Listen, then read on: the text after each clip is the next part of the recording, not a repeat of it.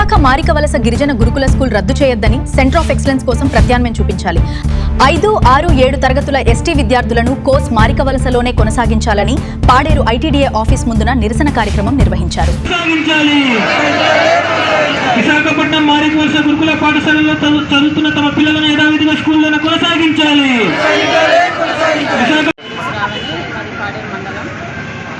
అలాగే మా పిల్లలు మార్గవలసలో 5, 6, 7 తరగతులు చదువుతున్నారు.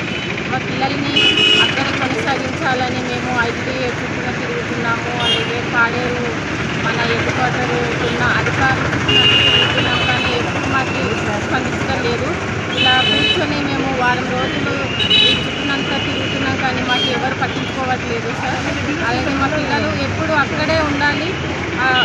5, 6, 7 తరగతుల నుంచి 10వ తరగతి వరకు కూడా మా పిల్లలు అక్కడే మార్గవలస స్కూల్లోనే చదవాలని కోరుకుంటున్నాం సార్. అక్కడే ఉండాలి, అక్కడే ఉంటారు.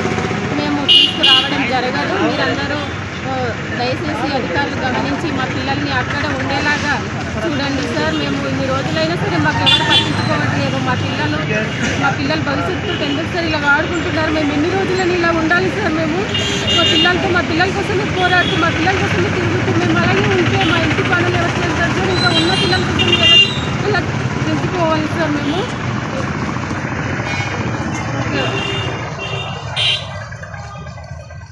గురుకుల పాఠశాలలో 270 మంది విద్యార్థులు, గిరిజన విద్యార్థులు చదువుతూ ఉన్నారు.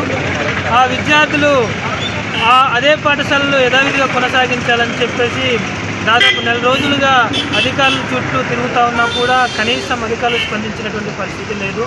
ఆ పిల్లలను వేరే చోట జాయినింగ్ చేసుకోవాలని చెప్పేసి అక్కడ స్కూల్ యజమాని ఒత్తిడి చేస్తున్నటువంటి పరిస్థితి.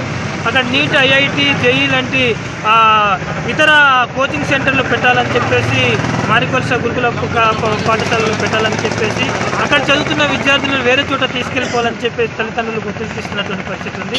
ఇది తక్షణమే విరమించుకోవాలని చెప్పేసి మేము డిమాండ్ చేస్తూ ఉన్నాం. ఈరోజు తల్లిదండ్రులందరూ కూడా వ్యవసాయ పనులంతా కూడా మానేసుకొని, మన పనుల పాటలంతా కూడా మానేసుకొని తమ పిల్లల భవిష్యత్తు నాశనం అయిపోతుందని చెప్పేసి మా పిల్లలు యథావిధిగా అక్కడ కొనసాగించాలని చెప్పేసి వారు ఐటీడీఏ ముందు నిరాహార దీక్షలు, నిరసన చేస్తున్నటువంటి పరిస్థితి ఉంది. తక్షణమే రాష్ట్ర ప్రభుత్వం స్పందించి వారు ఏ కోచింగ్ సెంటర్లో పెట్టుకున్నా మాకు అభ్యంతరం లేదు. వారు ప్రైవేటు బిల్డింగులు రెంట్ తీసుకుని వాళ్ళు పెట్టుకోమనండి, కానీ మా పిల్లల్ని యథావిధిగా అదే పాఠశాలలో కొనసాగించాలని చెప్పేసి వీరు రోడ్ల మీద వీరు పనులు పాటలు వ్యవసాయం అంతా కూడా మానేసుకొని రోడ్ల మీద చేస్తున్నటువంటి ధర్నాలు చేస్తున్నటువంటి పరిస్థితి ఉంది.